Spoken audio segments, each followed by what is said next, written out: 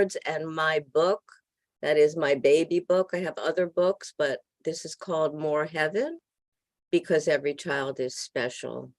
And I'm going to turn over everything to other people. Let's see, Kimmy, I see you there. I want you to introduce yourself and show us one of your books. I love that smile already. Oh, thank you. Well, good afternoon or evening, everyone. I am Kimmy Littlejohn Clark, and this is my very first book, 43 Days Born to Live. And it's my personal story about child loss. We lost our infant son.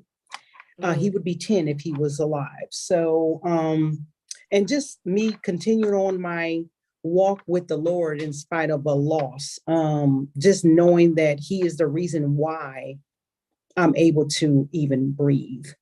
The good thing is I always like to tell people that lose a child, I'm glad I already had him before, because I don't really know what would have happened if I didn't. But yeah, so it's on Barnes and Noble and Amazon, and yeah.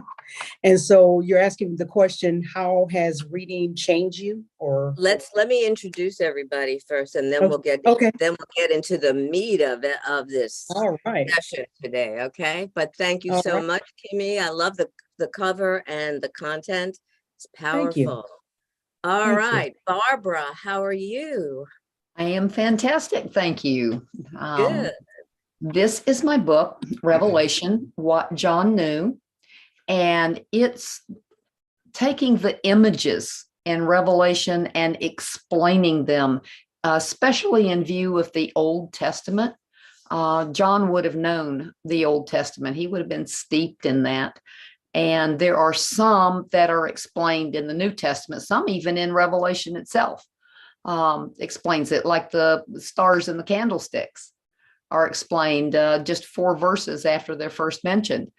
And picking those up and relating how it fits in. John would have lived part of that history that was covered in Revelation also. So it's an interesting book. And I'm using a lot of ums because I'm not sure where That's I'm going to go with this. And so it is available on Amazon.com and at Barnes and Noble. And hopefully soon I'll have a website and it'll be available there, but that's to come. Wonderful. All right, where did she go? Ellie? That's Oh, her there's husband. She's Janice, right okay. there. She's there. Go to Okay. Janice. Ellie? I'm orchestrating this, sweetheart. Go ahead. I'm Ellie Cassetta, and I have 2 books. My first book is One Caregiver's Journey, and it's about my 9.5 years of caring for my mother in my home as a sole 24/7 caregiver. It is actually a journal written in journal form.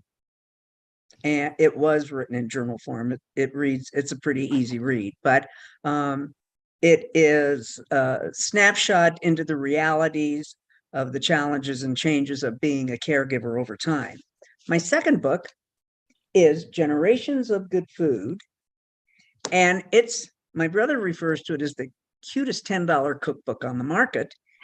And it is, it's a compilation of 200 recipes from our Italian family, and most of the recipes have stories that relate back to them, and that's my story. Thank you, Ellie. Janice, Thanks, Joanne. last but not least, how are you? I'm fine.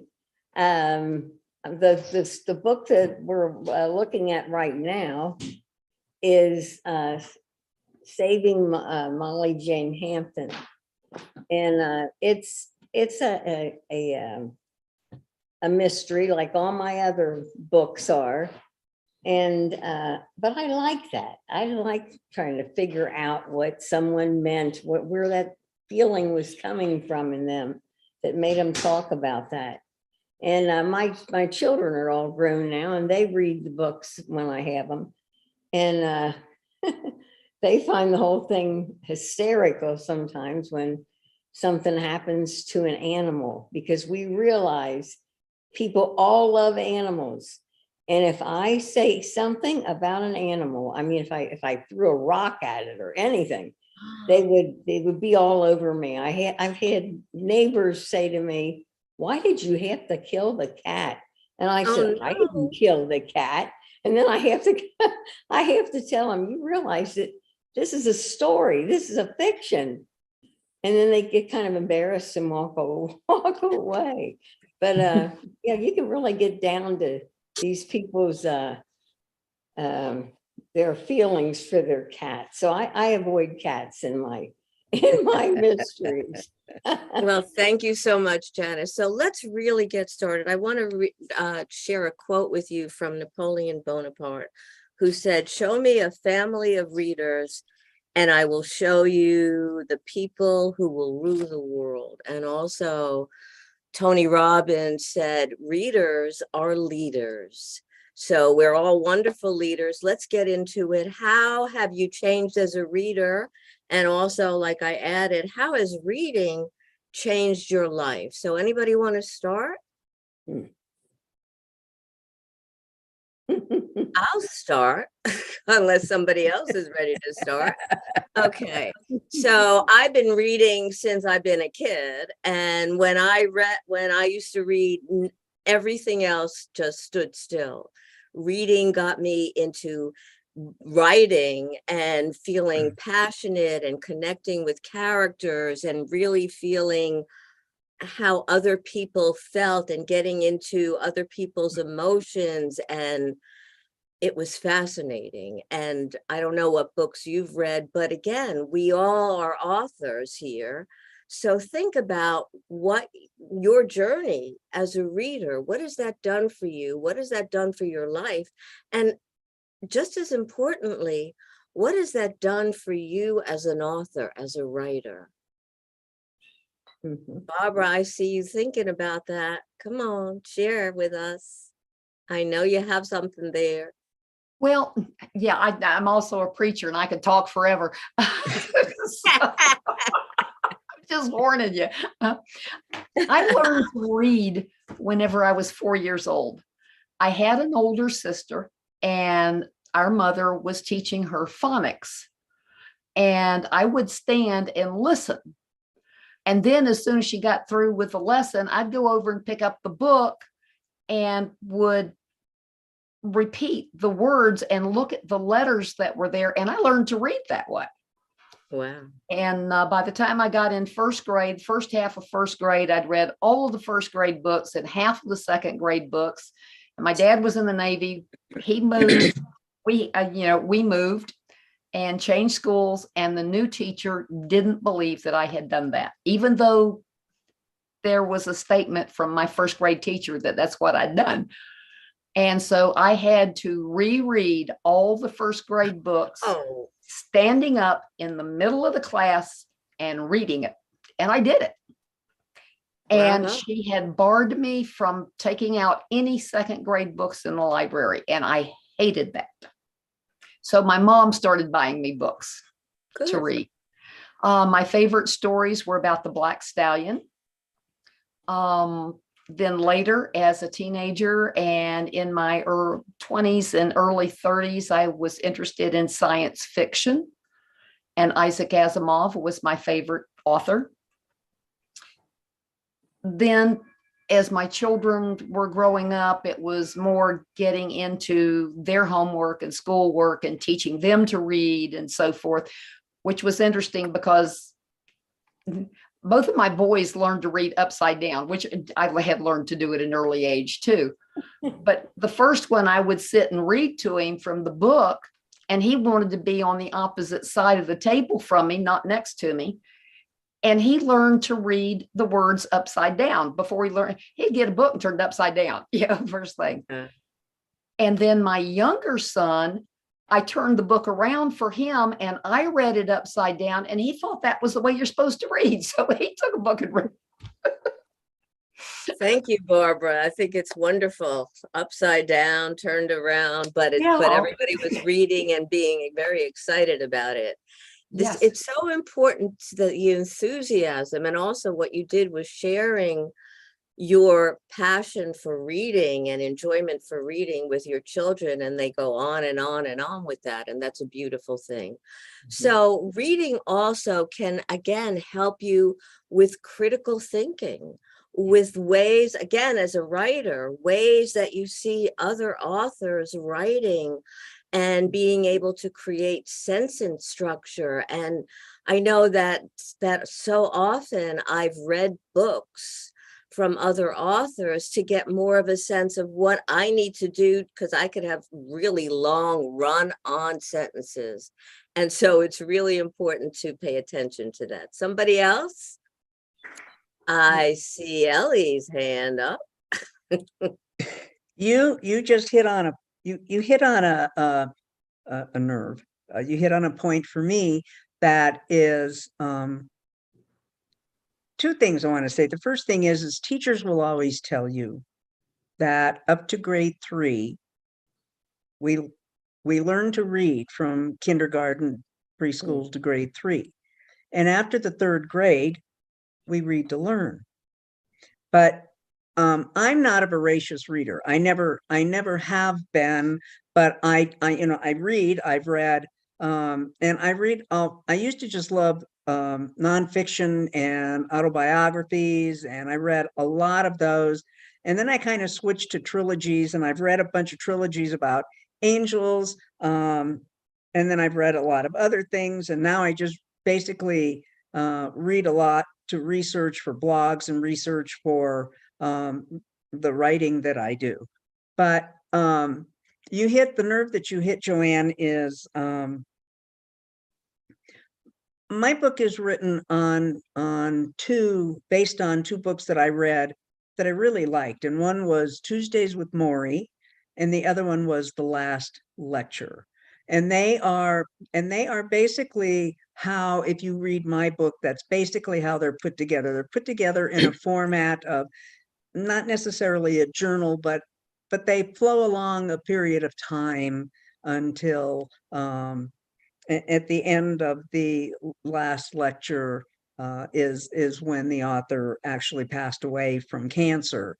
And it talks about his feelings for his wife, and then his wife wrote the last chapter. But and I think sometimes as we read books, we develop, because I had no intentions of being an author, zippo nada. And reading that and how my journal was put together, I just went back and kind of moved it along the track that way. So I think reading has changed. Reading changes us reading can change us in a lot of ways. And I it wish more inspires- people read. I wish more people read today. It inspires us too. I just read an article, which I found was very interesting. It was written for marketers, talking about how reading can actually help them develop their skill as in marketing, because they have to market products and write different things. And it was fascinating. That article was written November this month, 2022. And I thought, how perfect. Because again, it not only works for us, but like you said, and all of us, it can really do so much for so many people. And let's see who else. Janice. My mother always read us every night. There were 5 children, and every night she'd pick a book and we'd sit and listen to it. That was up until the 3rd grade. When I got to the 4th grade, I had a wonderful thing happen. I had a wonderful nurse. I wasn't a nurse. It was a wonderful artist that came to our class and talked. And she said that she wanted us to take all of our paragraph books. And you know how they used to do that? They give you so many books a day, and then you had to talk about it. But anyway, this day they talked about it. they gave us the paragraphs, and it was all vegetables and fruit, and I didn't know what I was going to write because I wasn't a very good student. And so I went on and wrote the paragraph that I had. And the next day, Sister Teresa Joseph, that was her name, she gave the exciting news that someone had gotten an A. And she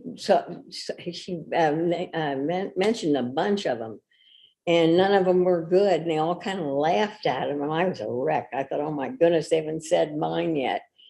And she said, and we have one here that's called Picnic in the Snow. And they all laughed. They thought that was hysterical. And she said, this is an excellent book. And she said, Janice wrote this.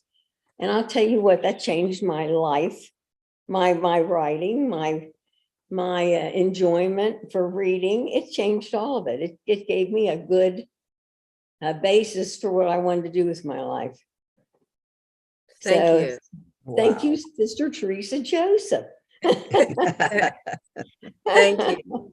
Lourdes, your hand was up? Yes, virtually my hand was up. Yeah, thank you, Dr. Joanne. And it was really insightful how Janice mentioned that, reading not only changes the reader, but also the author, right?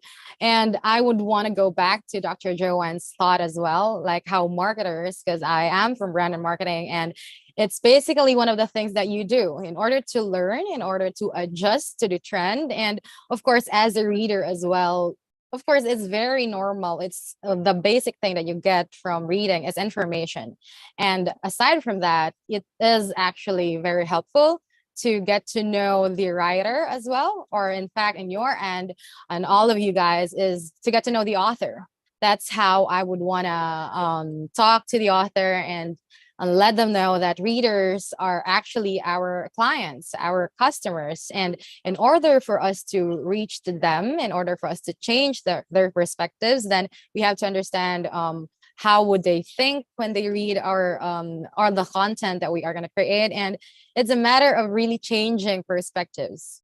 And that has happened to me as well when reading a lot of marketing stuff and a lot of books in that matter. And I guess it really works for all of us, not just for readers, but also for authors like you guys. Thank you for that. Yeah, when you're looking at different characters from books and you're looking at a different perspective, a different view, also what that character is made up of. And it gives you a sense of, wow, like really thinking about, like you said, the different perspectives, how other people think, how other people behave, how they interact with each other. And that's really important. Again, not only for us authors, but also for our audience and for marketers like you. Kimmy, I have not forgotten you. Here you are, and I love that smile. So share with us. I'm really loving this topic because it really had me thinking even earlier before we got on here. How has reading changed me?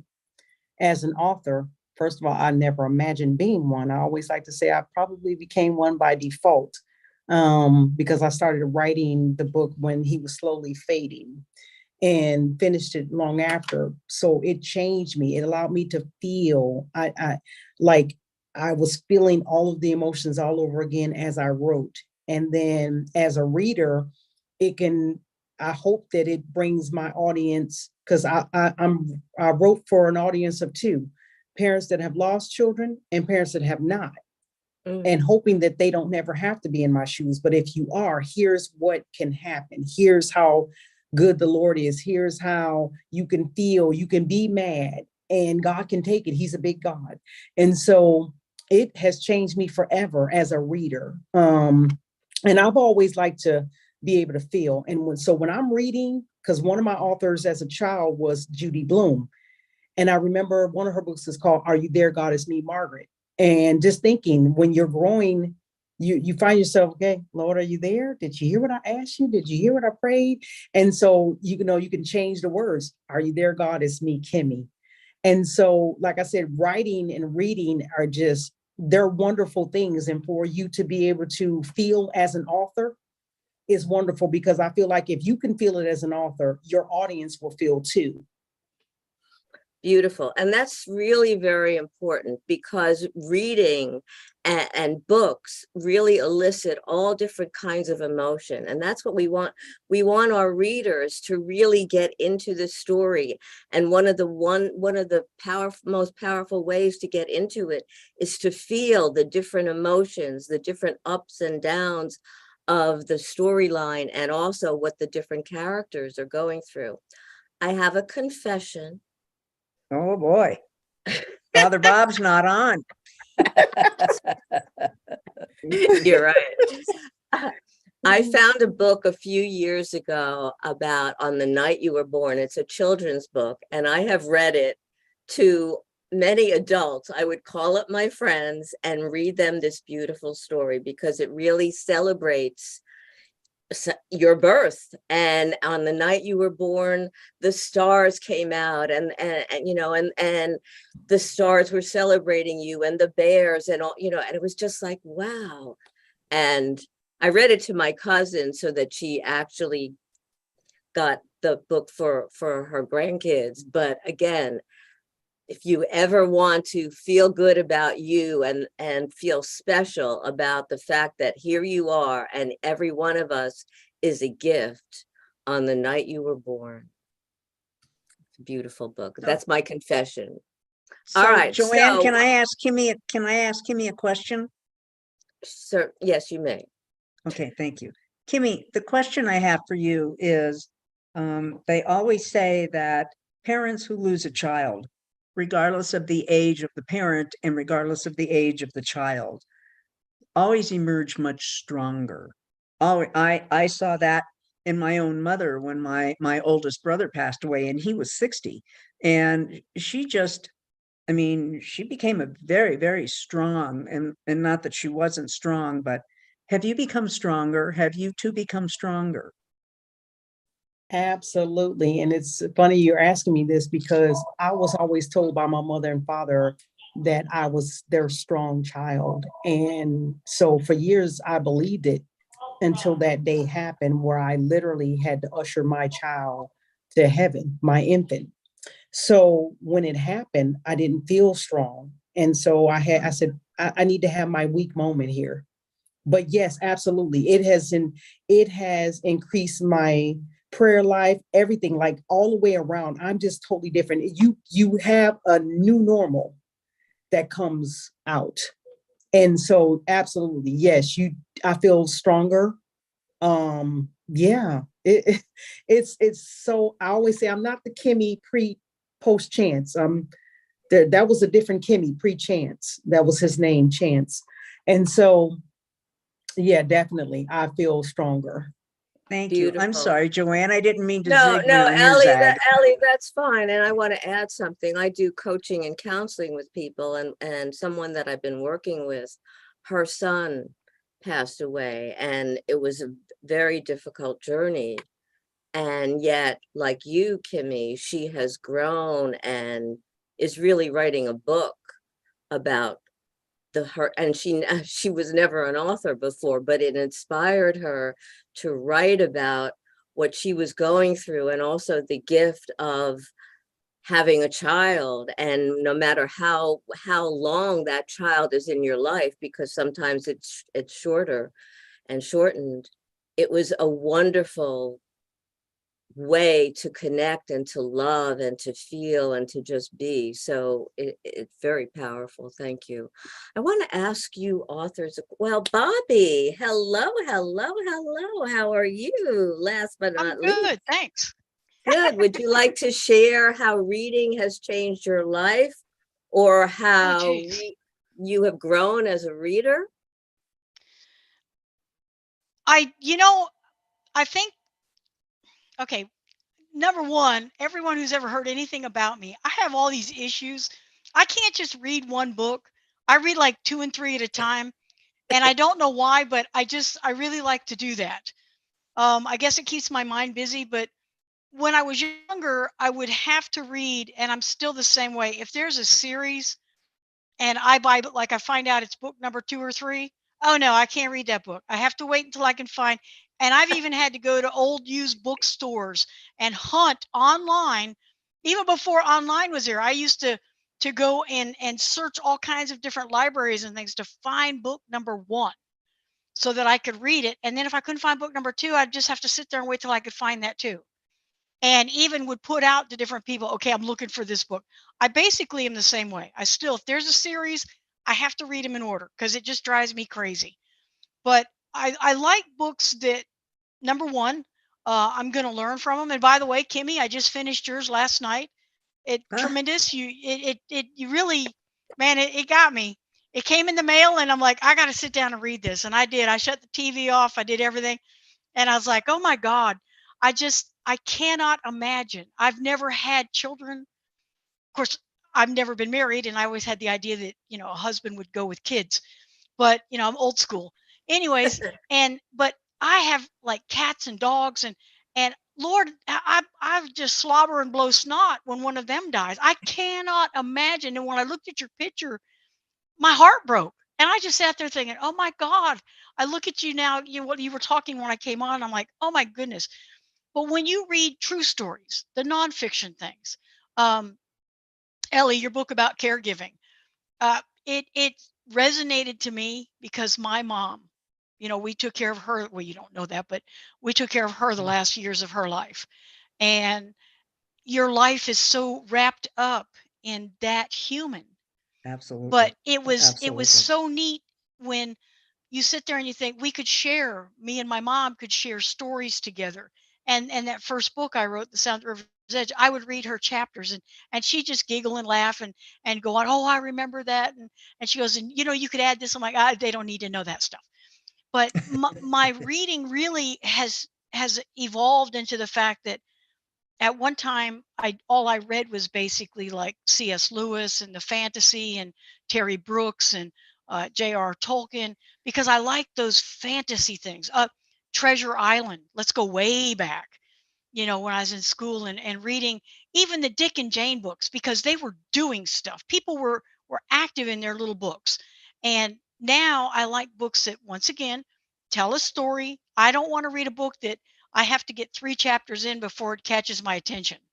I'm going to tell you right now, if I get to the 3rd chapter and you haven't absorbed me, I'm out of there. But at the end, I want there to be some kind, whether it be fiction or nonfiction, I want there to be a reason that this person has had this ordeal or they've had this, the situation. Every book has a story and every story needs to have some kind of an end, unless you're a trilogy. Then have at it. And every person has a story. We have Absolutely. so many Everybody. stories within us that we Yes. can celebrate with other people. What I want you folks to think about for a moment is what about writing? What about reading has helped you to be a better author? Think about that. Wow. Was it the sentence structure? I was reading something the other day and the person said that reading actually gave her confidence. She was able to read and read and read, and she was very nervous about speaking. And then what happened is she did a lot of reading and it just grew her. It made her feel comfortable with words. It made her feel comfortable with sentence structure. And then she had to do a presentation and she was nervous, yeah, but at the same time, she did a beautiful job. And somebody even commented, wow, how wonderful it was. And before that, she said she couldn't put sentences together. She couldn't be on stage or do anything. So again, that's that person. But I really want to know, not only has it changed you as a reader, but how has it changed you as an author? And also, what is it going to do for you moving forward in your life? So think about that for a minute. And I have a funny story because I always have funny stories. When I was a kid, again, I used to love to write and I used to love Heinz ketchup. And they had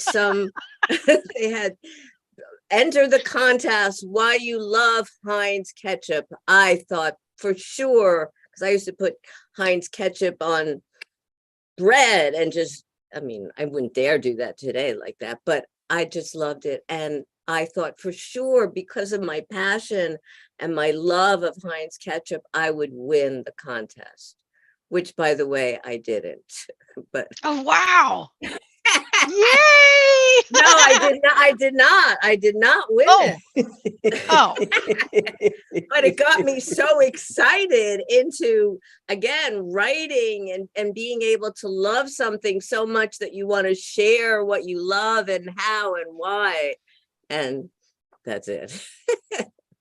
All right, someone else could be a little less crazy than me, but come on, who else?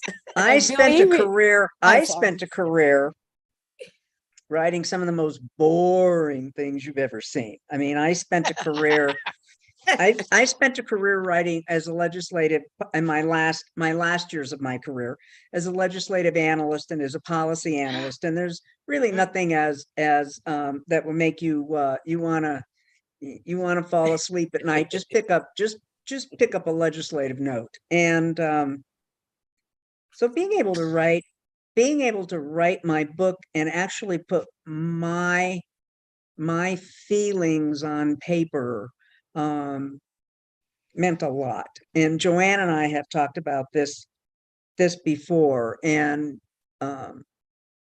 you just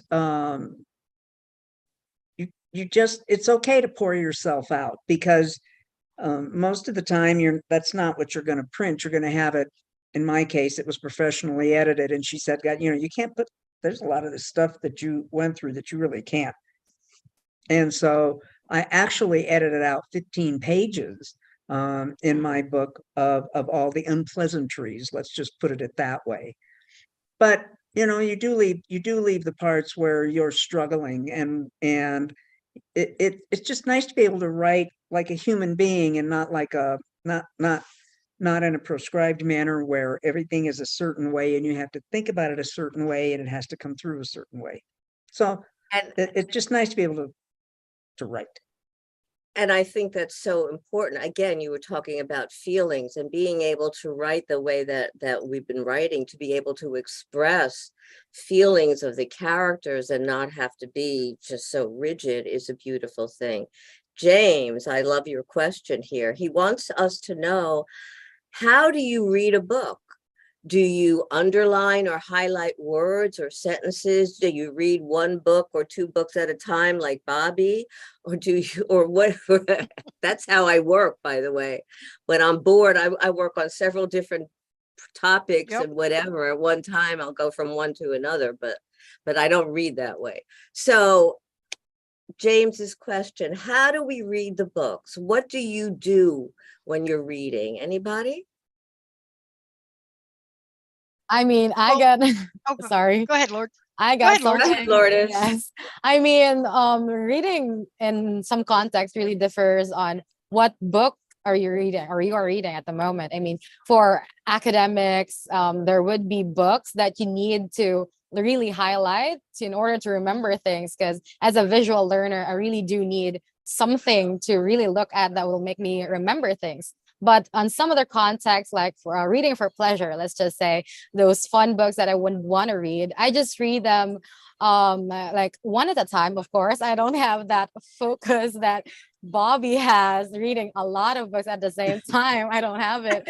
But yeah, I think it really depends on what book or what written literature you're reading at the moment. But it really is depending on what mood you're in as well. Because if Bobby right here can read all of the books at the same time, then what more if you are really in a good mood to start off your day with a lot of books or even the paper, right? Yeah, I think it's Yeah, amazing. but let me clarify. If you let me clarify something, when I Go say I ahead. read 2 and 3 books, one of those is like my daily devotional, I read the Bible, and I have to admit, I underline, I highlight, because there's certain things in there I really need to remember. But then if I'm reading a reference book that has to do with something that I'm interested in learning, if it's something that seems real pertinent, then I'll highlight and write over in the sides, because I don't have a problem highlight. This is weird. I don't have a problem highlighting or writing in my book, but don't dog ear my pages. That just drives me crazy. I told you I have issues. But then if I'll Wow. have, that's how I can read like several books at one time, because, you've got your Bible, you've got your reference book, which I'm constantly wanting to learn. And then I have one just for entertainment, just for my own pleasure, that it's like, well, this is going to be a good novel, or this is going to be somebody, I'm going to hear somebody's story. Like I said, I read Kimmy's last night, and it was it was an easy read, but it was a hard read. You know what I mean? Yeah, It because was the Okay, hard, it even was with emotional hard on Ellie's, your labor. with heart, but Ellie's, it was easy to Yeah. read. Yeah. yes, Because of the with your book, emotionality. Ellie, with the book, The Caregiver, it's that was a hard read, and yet at the same time it was an easy read because I related to so much that was written in it. And you're like, man. So that's how, why it's two or three. I can't read two or three novels at one time because I would get confused. But So I yeah, have that's I have a question. When you're reading your own work, okay, which is a totally Mhm. different thing. It Wow. is. Well, I think it's important to address a little bit Mhm. how do you feel about it? Because we have to edit our stuff, and what's important in terms of editing, and at least in my mind, is wait till you're done with the flow before you go back and be critiquing it. Mhm. But what do you feel? How do you feel? How do you react when you're reading your own stuff? Because in a way, when we're reading our stuff, we want to think, well, how is somebody else going to feel about it, or Yeah. feel or see it, or or be able to absorb it? So anybody? How did I survive? Kimmy? Thank I you, think Ellie. Barbara has something. Well, Kimmy had her hands, so He's go ahead. muted though. All right. When I'm writing, because even when I'm reading, I like to be in the moment with that author. So Mhm. even when I'm writing, I'm allowing myself to feel at 3 a.m. or whatever time I'm writing. So just being able to feel and feel free to feel what I'm feeling in that moment as I'm writing or as I'm reading, to me is priceless. Because Yeah. even when I've read all kinds of books by Pastor Charles Stanley, but I Mhm. hear his voice too. So I feel like he's talking directly to me. When Yep. I'm reading, I want to feel like that author and I are sitting in the room together. And so I'm Mhm. basking in the moment, like, you know what? There's no noise outside. I'm right there in that moment with you. Here I am, Bobby or Ellie. I want to be in that moment with you. Yeah. Beautiful. All right, Yeah. Barbara, share with us. I read normally 3 books at a time. Oh, Another person. Oh my, what do we Yeah, have and- here? Well, Bobby, you're not alone. Yeah, and I love you, Barbara. Yes, I relate to you, Bobby. And I went through a discernment process to be a deacon in our church. And one of the ladies in that committee told me, she says, nobody can read 3 books at one time. And one of the other ladies on the committee sat up. She says, I read 3 books at a time. I blessed her. So, but when I read, I mark, I highlight, I underline, I've got little tabs on the outside. Like Lourdes. I used to dog ear my books. Sorry, Bobby.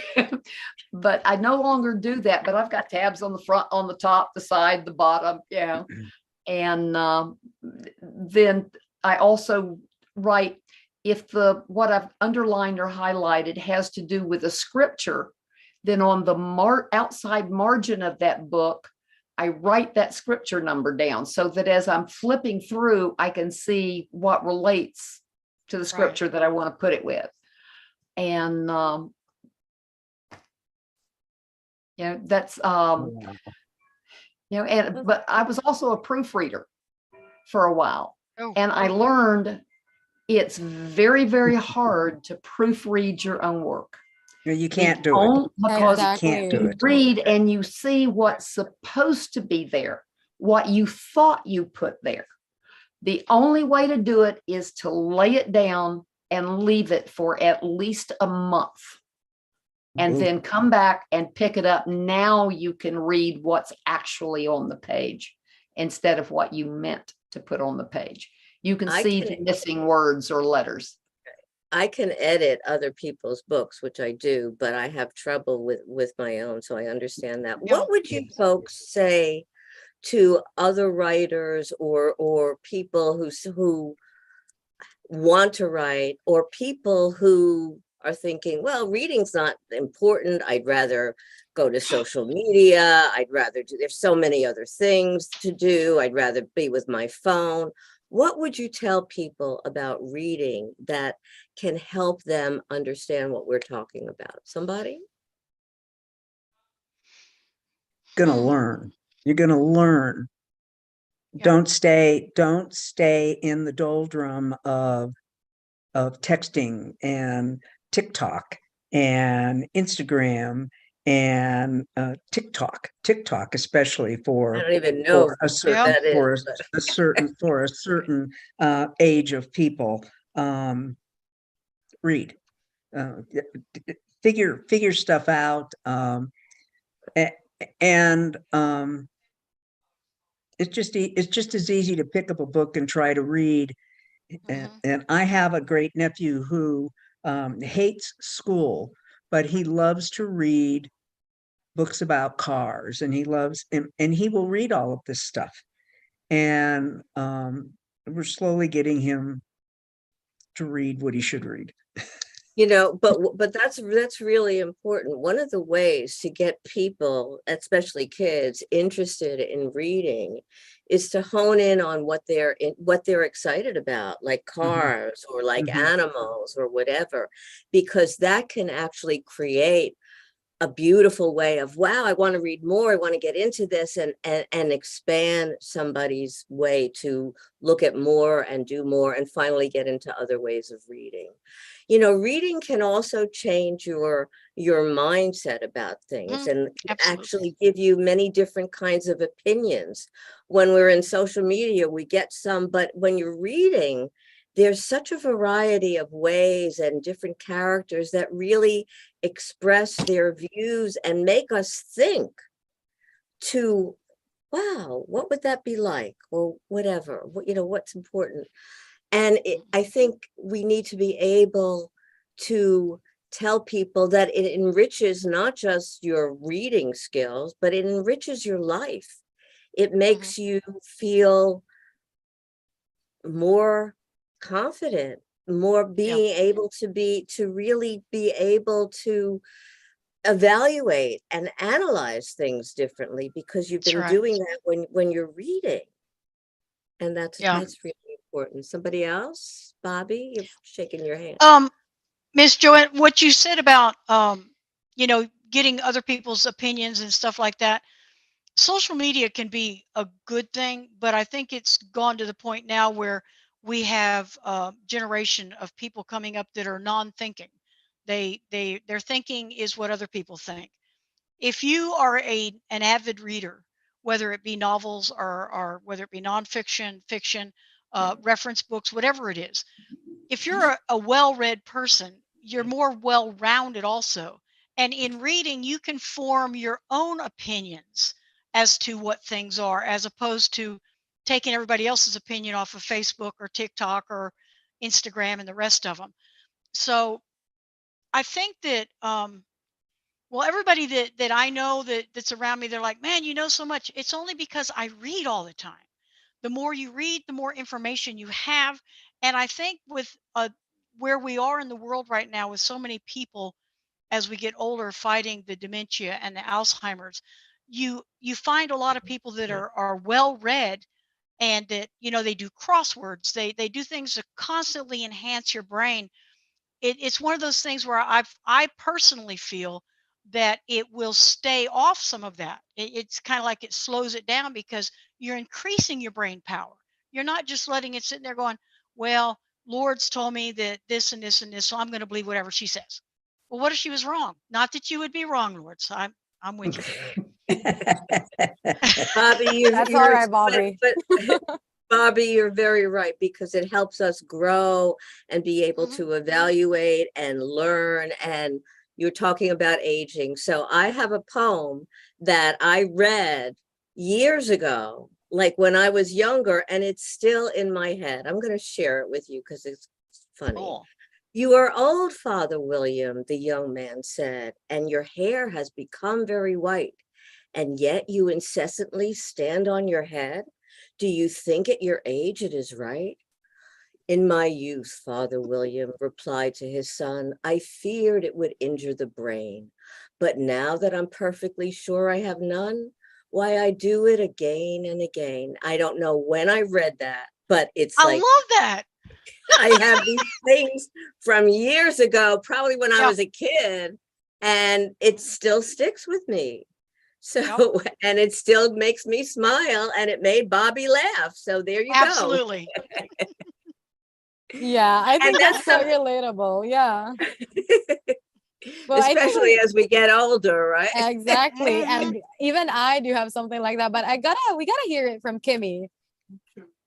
I Go was ahead, gonna Kim. say, I was gonna add to that also, think about it, when you're trying to encourage somebody to read, it's kind of like, okay, well, let's go to the classroom. What will we learn today? What will we learn from this author that we can use in our daily life? Like literally, I feel like if you have a teachable spirit, you can learn a lot when you read books from Yep. different authors.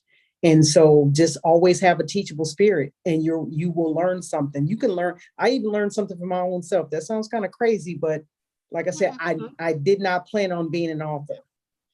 And so I learned a whole lot about myself after this book. So even with this second book, I'm like, oh, is Can this you really you? share something you learned about you? Wow. I learned that it is okay to feel. Because when I was going through, just even after I gave birth and finding out that my infant had trisomy 18, I didn't know if I should feel. I'm like, okay, so let me just hold it. And then when I actually saw him after, is when I began to feel. And I'm like, wow. So he was constantly teaching me while he was alive. He only lived 43 days, that it's okay to feel. It's okay to cry. And when he would look at me, I would feel so much love. And I was like, so what did I learn about myself? That, oh my gosh, I can really feel. And I didn't know I could love somebody so small. And he came from me and God gave him to me. And so that's what I learned. I never knew how much I had in me until I gave birth. And Yeah. what a beautiful gift. And being Yeah. able to feel is so very important. And when we're able to do that, again, as authors, it goes into your characters. You have your characters coming up with all different feelings and emotions when they're interacting or when they're by themselves or whatever. And that's so very, very beautiful. So again, what do you want to celebrate about your reading? If somebody said, okay, tell me one thing today that you want to celebrate about you as a reader, I'm going to go around and I'm going to start with Lourdes. I mean, to celebrate something about being a reader, it's really training for the mind. It's mind exercise, like what we do with our bodies. We do exercise to get fit. Like Ellie here, she goes to the gym. So yeah, Dr. Joanne goes to the gym. So it's really how we train our body. We really have to exercise our mind as well. So reading is a stimulant to our brain. It really helps us learn, practice our brain, like sharpening the saw kind of a thing. But that's how I would want to celebrate being a reader, and much more in academics, in school or at work or in everything that I do. It's always necessary to read and to share your thoughts and to really absorb the thoughts of others as well in that matter. And I think we Beautiful. have I want to go around. okay. I think we have Okay, Bob. Janice. Okay, Janice. Okay, I've got a little paragraph or a little memory in the front of my Saving Molly Jane Hampton book that I wrote when my sister passed away at 41. And they had a couple ministers come and approach me at funeral homes now and asked me if they could read this. So I was real impressed that it struck them. I didn't think it was that great, but they said it really made them feel good. So it goes, I'll make it a short one. Real short, because we're almost out of time. Oh my gosh. Yeah, I won't. Well, we'll leave it go. There's no way I can Just read us 2 lines. It's okay. We want 2 lines. We It's won't okay. give up. It's We time. can go has a little bit passed. of time. As time has passed, I've come to know that she is with us wherever we go. For life is merely a compilation of thoughts. The I can't see it now. I'm trying shaking. That passes among us around the room. A stash of such, some of sorts that last. And this is the last one. And can I see these anytime they're needed? Memories of the first, every now my thing's gonna ring. Lessons to be heeded. So anyway, that's as much as I can get. Doggone, I All should right, have. beautiful. Thank you, Janice, for sharing. Anybody else? Come on, Kimmy, I saw your hand.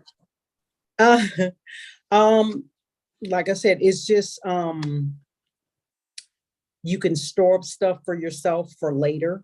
Whereas maybe you may read a book 6 months ago, but you remember something out of that book. And so as you're going through life, you may need to remember what you read. And so just reading is learning, and just being able to take little things out of each book and store it up for yourself, just in case you experience that, or you just need some encouragement, or you have to encourage someone else. Right, beautiful.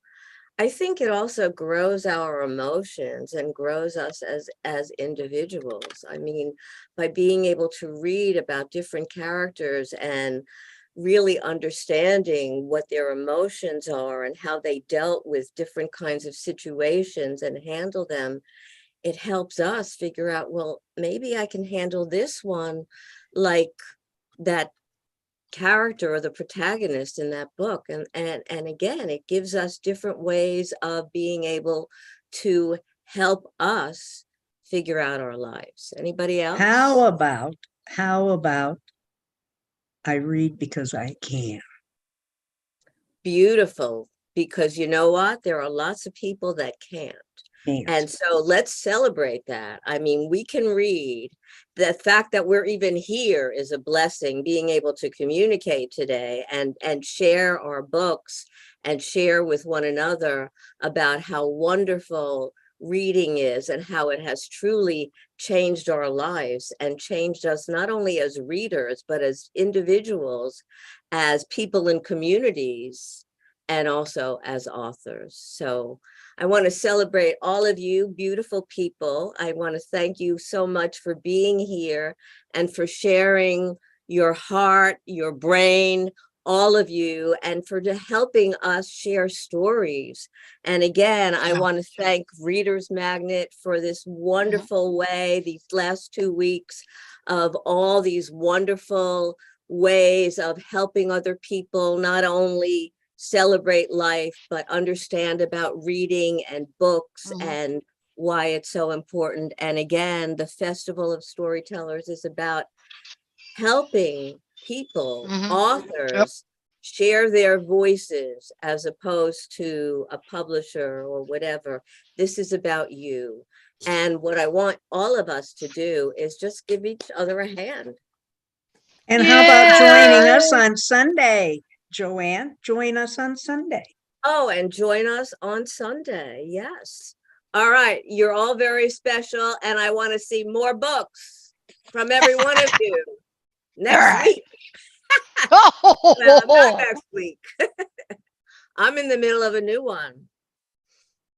But I'm not going to share it because it's a personal story that has to be told soon. Oh, wow. But thank you all very much. And again, thank you, Reader's Magnet, for all of your support, and Festival of Storytellers. Yes, we celebrate. All right. So thank you so much, everyone. I guess that Bye, concludes everybody. our session. Before we go, can you please all show your book covers, before we end our live session? And also we would like to take Book documentation cover. as well. I mean, Janice here has a lot of books, but maybe you can show at least one. All right, hold it. Just like that, I can see more heaven. We have Revelation, 43 days. We have One Caregiver's Journey and Generations of Good Food. And we also have the Sounds of River's Edge by Bobby. Janice, you have your book with you? Oh, she's muted. She's You're muted, dear. She's muted. Can you show your book? Let's wait for her just quite a minute. Anyway, thank you so much, guys, for being here with us. A Reader's Magnet and the Festival of Storytellers, Chapter 3. This is our last roundtable discussion. I'm really glad to have this last session with all of you. Barbara, Kimmy, Janice, Ellie, Bobby, and most especially to our moderator, Dr. Joanne White.